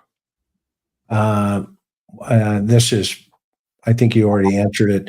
Amanda asked, do you think violence is getting worse? If yes, why? Well, yeah, I mean, I think that we see that the internet or social media, maybe we should talk it more in terms of social media, is available. And that's where they can go, especially on the dark internet, to learn more things and to find people that are interested in those kinds of things. So I think that it definitely has an effect. Absolutely. Interesting. So Hammy asked, how are you researchers using machine learning? What kind of ML ? As domain experts, are you bringing in ML people to build the models? Is this code published? Well, I think Victor could answer that. We have one paper out on that machine learning, and we do you have to have a code analyst. He's given the right. That's what we have. We have Alex as our code analyst. that writes the algorithms. You have to have somebody that can write the algorithms. And that's, I have to turn it over to Victor what else do we need, Victor? Yeah, well, we definitely need a data analyst like Alex Burgess, who is a genius when it comes to coding, amongst other things. And it's really nice to have the working relationship in which we can help to translate some of the practical ideas that we have into the algorithm 0 and 1s and all the complicated world matrix that she lives in. But we go all the way from natural language processing techniques. We use predictor models. We have been really bringing a whole different gamut, and the language that we're focusing on, we use Python as the language. So the articles that we are publishing, we have one out, we have a few down the line. They will give you some indication, right, of the process. But just like Coca-Cola, we don't give you the exact ingredients. You need to have the master chemist or the data analyst to figure that out. That's wonderful. You know, that it's just fascinating how, you know, technology on one side of the coin is fueling, you know, this behavior, and then on the other side of the coin, it's actually helping us understand, you know, how to prevent this behavior. What would you tell women today, and in terms of, you know, in Hawaii they have a state and a saying called akamai, and that means just, you know, always be alert, be in the wisdom. But in your wisdom and all of your experience throughout life with the technology as things have changed, but it really comes down to an individual's, a woman's gut feeling. We've told our daughters, you know, all the time, if you feel it, you're right. You're right. Follow that. Can you kind of expound on that a little bit deeper in terms of what did you tell your daughters?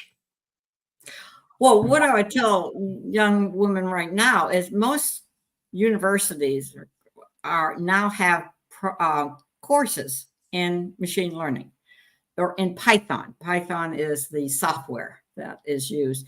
And I think this is time for young women, if they're interested in that type of work, they should take a course and see if they really like it. It's a wide open field. And so that's where I'd say we started off some of this talk tonight about what's different now than certainly when I was trying to decide what to study in college. So I would say that you may have young women that don't even realize that they have a talent for that. You have to like it. You have to be able to do code. I mean, I listened to Alex tell me, you know, what I never even realized she was interested in it. I just knew that she knew Python. I knew that she came from a university that she couldn't get out of that university and graduate without being able to pass a Python test. That's important. And that was a while ago. So that's where I would say is we need to do more. We can do better, I think, in our courses that we offer for young women. That's our job, I think, as academics. And I'm going to build on top of that, where I want to talk about women's safety for a second. Well, of all of your years, you've seen it all. You've read it all. You've, you know, et cetera. What would you tell young women today about that, going back to that gut feeling again? How important is that? Well, I think it's important that there are a lot of safety kinds of things that you can do. And we don't probably do that enough. I mean, on some of these, we talk about the kinds of things that you should do, where you should position yourself, how much risk can you take, where, you know, how do you do all that? I think they do that for men, especially in law enforcement. I think you probably learned a lot that you didn't even realize just as whatever your basic 101 course was. So that's important. The other is get a large German Shepherd dog. I love you. That's hysterical. That's hysterical. You know? So anyway, but there are Not a pit bull? Not a pit bull? No, I like large. You have Victor. He's the pit bull. You know, Victor's so smart and such an amazing human being. But, you know, I've watched him. He's just like, boom, this is where we're going, guys. And we're going to get there. And it's just fascinating. Karen, do you have any thoughts here? When we're talking about safety tips for women, of course, I'm thinking from this panel, and I think it came from Greg, but correct me if I'm wrong, about women need to get the a large pair of like dirty construction boots and stick them outside their door, giving the impression there's a large, big, tall man inside. Yep. Right. And tell us where that came from. Somewhere between you and Greg, I remember. Where did that tip come from? Go ahead, Ann. Do you know where it came from? Yeah, well, I got it from an interview that I did of a serial rapist out here in Utah, and he was responsible for about 85 rapes. And you know, we don't play that up enough, Greg. That is, people think that, you know, one rape, you know darn well they've got many, many, many more. And we have never really played that up. I mean, that's me, you know. Well, and one of the things I asked him in that interview was, so how many rapes? About 85, I think, is the high number. And now these were successful rapes. I said, so are these the only rapes that or attempted rapes that you enacted? He says, no, I tried many others. So what was it? Why were you successful in these rapes versus those that you were not?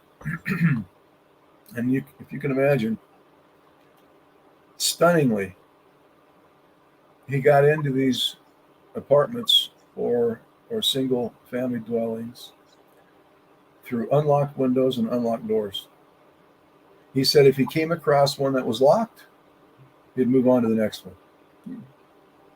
It's just simple. And he said, now at the same time, I said, so what would you recommend to women? Single women, married women whose husbands are out of town, etc. And he said, put a big pair of construction boots or military boots out there on that doorstep, that front porch. And he says it's a perception. It's a perception issue. If I think that there's something in there that's going to create a risk for myself, I'm going on to the next one. There's so many more opportunities out there. Sure. And easy prey, as he would refer to it as. Yeah. So, and he also brought up the little dog. He said, get a yapper. If all you could do is get a yapper that makes a lot of noise, barking in reaction to the noise that they may be creating, that will do it too. And then, of course, the electronic lights and the solar, etc. All those things that would illuminate the front yard and lighting, and particularly around windows and doors. Yeah. Yeah, and that's one of the things we have to tell people is they're always out looking. They've got people under surveillance. It isn't that the person is alone. I mean, it can be, but that's their behavior. It's the rapist's behavior. It's not the victim's behavior. That's right. That's what they're looking for, though. That's what they're looking for. And as you said, you taught me the risk level. Very important. What's the victim's risk level? What's the offender's risk level? Fascinating discussion, everybody. And we're 2 hours into this, so I'm going to ask a couple of quick questions. If you've missed this, go back and watch it. It's been a really amazing evening. We're honoring Dr. Ann Burgess, who has a Hulu series coming out July 11th called Mastermind, To Think Like a Killer. And there is just going to be so much more information, everybody, about her life, things that I'm not going to tip the hat.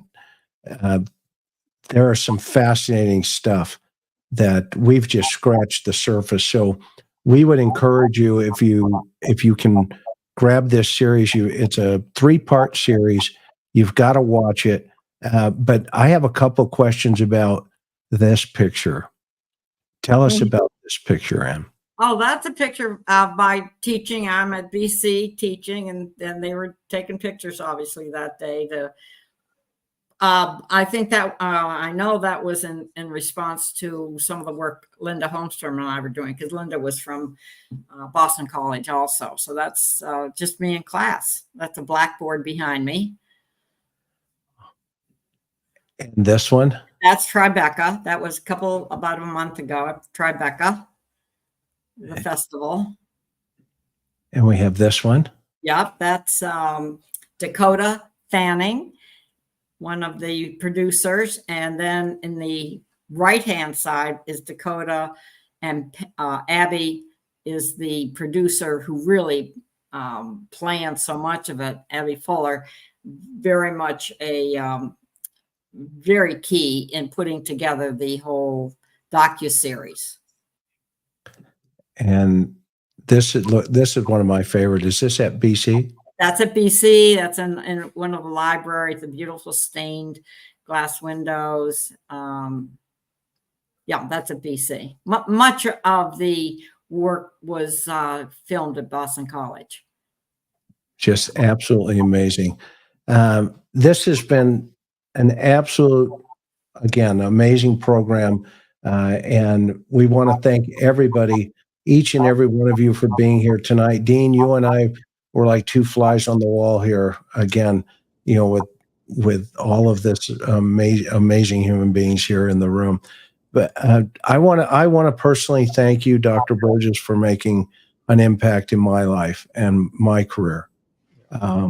In all sincerity, I mean, when you were speaking, I had to go back and I thought, holy cow, this is it. I forgot I had this still. But it was the Bible. I wish it could have been purple, but we didn't get the color. But this is the result of amazing research, and it gave us as investigators the insight into that criminal mind. When you're sitting across from potentially somebody that you have no idea how deep that iceberg goes. Right. Then what you do is you put your scuba gear on and you dive and you find this book and this research, and you go, okay, I see the iceberg here. And again, on behalf of probably hundreds of thousands of victims that you have saved. And, it's one thing, to just talk about the perpetrator, but it's a bigger thing which you have dedicated your life to, is that victim and the victimology. And not only post-incident, but during the incident, and helping them get through the horrific problems that were created by some other's behavior. Yeah. So this is your evening. I'm going to give you the last word. I'm going to step out and we're going to go to Hawaii if that's acceptable with everybody else. You guys good with that? You bet. Can I just make one Please, Greg. here? Yeah, of course. For all the lady viewers that you've got tonight, if you want to maintain your youthful appearance and a sharp, astute mind, follow Ann's example of staying busy, focused on projects that are motivating and purposeful in your own life. And now I'm telling you, the truth of the matter is, for me, Ann has not aged at all from the first time that I've met her. Unbelievable.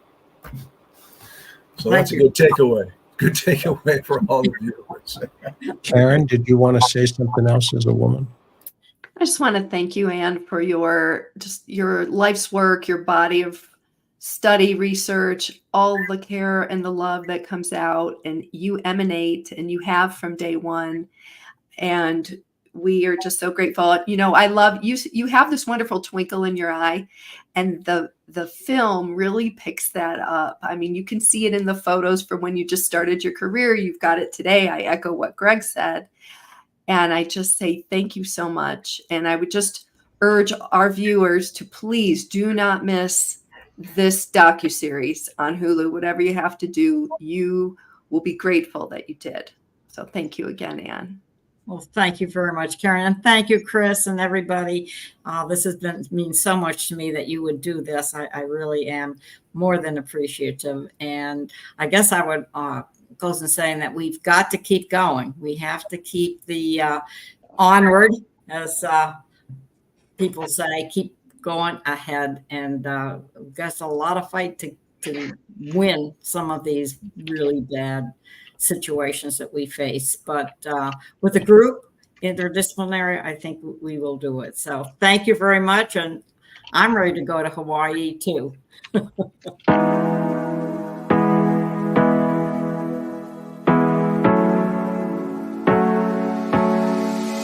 Hard working every day, I'm stressed out 24/7, babe. No timeouts. Wish we could fly away. You and I go to our favorite place. Oh yeah. Make special memories together. I'll be your company now and forever. I say we fly away. You and me go to our favorite place. Feeling the sun on my face in Hawaii. With you, Hawaii. With you, Hawaii. With you, Hawaii. I need a summer breeze, some fresh air to put my mind at ease. No cares. You wanna come with me?